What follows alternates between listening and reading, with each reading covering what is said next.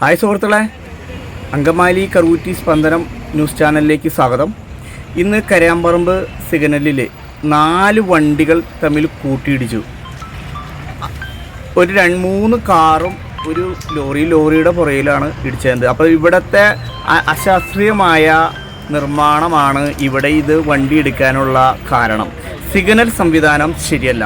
ഇത് കാല് ഒടിഞ്ഞു പോയിട്ട് മാറ്റിവെച്ച സിഗ്നൽ താഴെ ഇറക്കി വെച്ചു. അകലേന്ന് വന്ന വണ്ടിക്കാരന് ഇത് കാണാൻ പറ്റത്തില്ല. മുകളിൽ സിഗ്നൽ ഇരുന്നതാണ് എങ്കിൽ ആൾക്കാർക്കത് കാണാനും ചവിട്ടാനും പറ്റുമായിരുന്നു.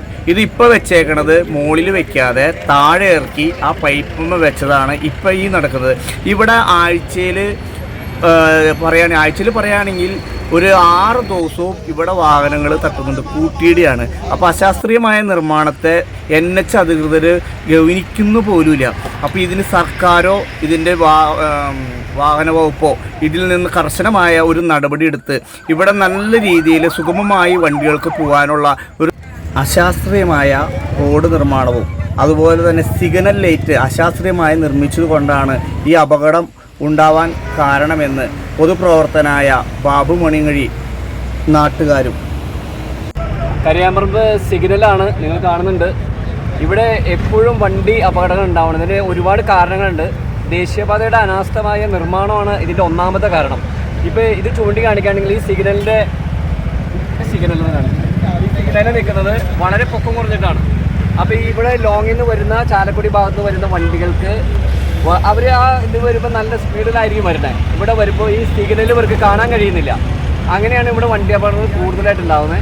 മാത്രമല്ല സിഗ്നലിൽ ഇരിക്കുന്നത് ഒരു വളവിലാണ്. ആ വളവിൽ ഇരിക്കുന്നതുകൊണ്ട് ഭയങ്കര ബുദ്ധിമുട്ടാണ്, ആളുകൾക്ക് കാണാൻ പറ്റുന്നില്ല. അതാണ് ദേശീയപാതയുടെ ഒന്നാമത്തെ അനാസ്ഥമായ നിർമ്മാണം. ഇതിനെക്കുതിരെ വളരെ ശക്തമായിട്ട് ഈ കരയാമ്പറമ്പ് ഭാഗത്ത് ഒട്ടനവധി സമരങ്ങളും അതുപോലെ നിവേദനവും നൽകിയിട്ടുണ്ട്. പക്ഷേ ഇന്ന് വരെ ദേശീയപാത അതോറിറ്റി അതിനുവേണ്ടി വ്യക്തമായ ഒരു നടപടിയും ഇന്ന് വരെ എടുത്തിട്ടില്ല. ഇപ്പോൾ ഒരു 4 വണ്ടികളാണ് ഒരുമിച്ച് കൂട്ടിയിടിച്ചത്. എന്തൊരു അവസ്ഥയാണെന്ന് നോക്കി. എത്ര ലക്ഷക്കണക്കിന് രൂപ കൊടുത്ത് വണ്ടി മേടിച്ച് ആളുകൾ ഇവിടെ വന്ന് ഇടിച്ച് ആ വണ്ടി നശിച്ചു പോവാണ്. ഇത്രയും ടാക്സും കാര്യങ്ങളെല്ലാം വാങ്ങിക്കുന്നുണ്ട്. ദേശീയപാതയുടെ അനാസ്ഥയാണെന്ന് പലവട്ടം പറഞ്ഞ് സമരങ്ങൾ ചെയ്തിട്ടും ഇന്ന് വരെ തിരിഞ്ഞു നോക്കിയിട്ടില്ല ദേശീയപാത അതോറിറ്റി. അപ്പോൾ ഇതിൽ ശക്തമായിട്ട് ഈ നാട്ടിലെ ജനങ്ങളുടെ പ്രതിഷേധം ഈ സമയത്ത് അറിയിക്കുകയാണ്. നന്ദി.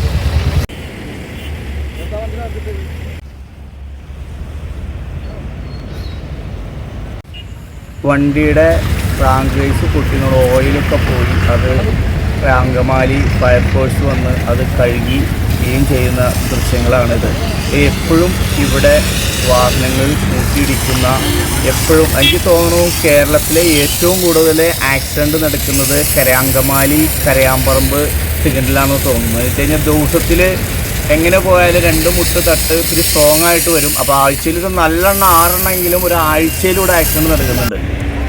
അപ്പോൾ വണ്ടികളൊക്കെ ബ്ലോക്ക് ചെയ്ത് റോഡൊന്ന് സർവീസ് ചെയ്യുന്ന ദൃശ്യങ്ങളാണ് നമ്മൾ കണ്ടുകൊണ്ടിരിക്കുന്നത്. അത് കരയാമ്പറമ്പ് അങ്കമാലിക്കടുത്ത് കരയാമ്പറമ്പ് എന്ന സിഗ്നലിലാണ്.